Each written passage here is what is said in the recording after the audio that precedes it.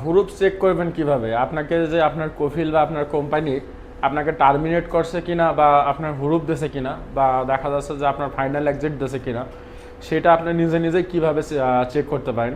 Saudi আরবে যারা কিন্তু আমরা আসি তাদের জন্য একটা বিশাল বড় সমস্যা, সেটা হচ্ছে যে হুরুপ এবং টার্মিনেট হওয়ার 60 দিন পরে কিন্তু সেটা পার্মানেন্ট হুরুপ হয়ে যায়। এবং এই হুরুপ চেক করার জন্য বেশ কিছু ওয়ে আছে, সেগুলো দেখা যাচ্ছে আপনি নিজে নিজেই কীভাবে চেক করতে পারেন যে আপনার কফিল বা আপনার কোম্পানি বা আপনার যে কফিলের আন্ডারে আসছেন সেই কফিলের মহাশাসা আপনাকে যা টার্মিনেট করে দিয়েছে কিনা বা খুরুজ লাগাই দিয়েছে কিনা, বা দেখা যাচ্ছে যে আপনার টার্মিনেট হওয়ার পরে সেটা হুরুপ হয়ে গেছে কিনা, সেটা আপনি নিজে নিজে কিভাবে চেক করবেন। এগুলো চেক করার জন্য বেশ কয়েকটা উপায় আছে। সবথেকে মানে নির্ভরযোগ্য উপায় হচ্ছে সেটা হচ্ছে যে আপনার যে মক্ত আমেলের যে ওয়েবসাইট আছে, আমি দেখাচ্ছি আপনাদের কিভাবে চেক করবেন। মক্ত আমেলের যে ওয়েবসাইট আছে সেই ওয়েবসাইট থেকে আপনারা এটা চেক করতে পারবেন যে আপনাকে হুরুপ লাগাই দিয়েছে কিনা বা খুরুজ লাগাই দিয়েছে কিনা। হ্যাঁ, এরকম আপনারা ওটা চেক করতে পারবেন।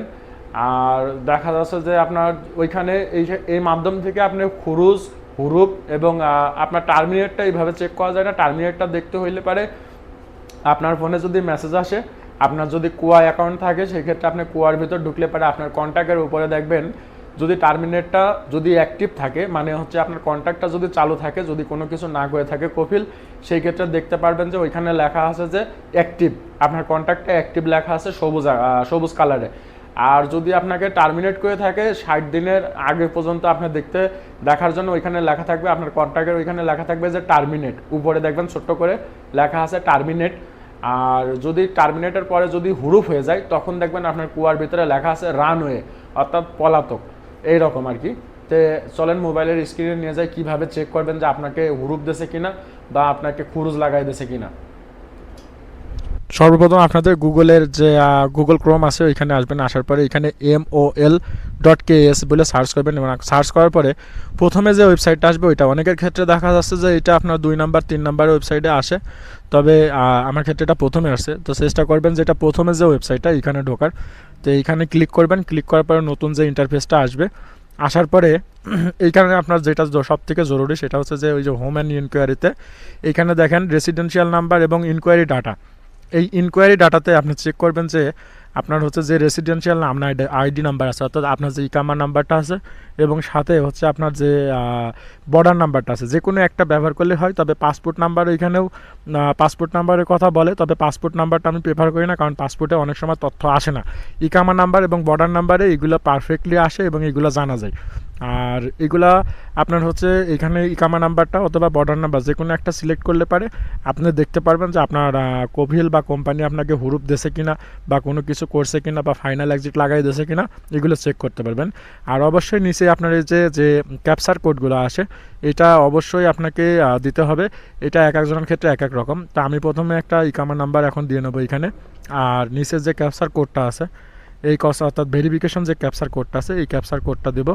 দেওয়ার পরে এখন আমি এটাকে সার্চ করব। সার্চ করলে পারে আমার সামনে এটার ডিটেলসটা সম্পূর্ণভাবে চলে আসবে যে এইখানে কি হয়েছে না হয়েছে। যে আমি এই যে ক্যাপচার কোডটা দিয়ে নিলাম, এখন আমি এটাকে সার্চ করব।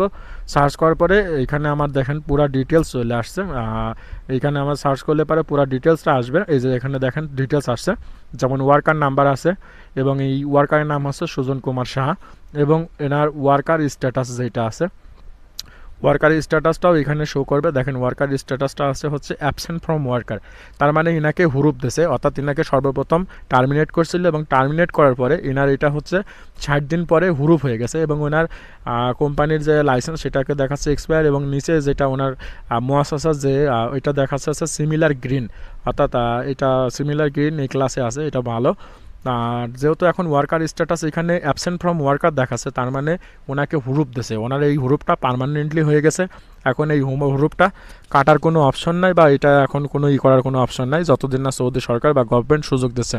তা আপনারাও চাইলে আপনাদের হুরুপ এইভাবে চেক করতে পারবেন।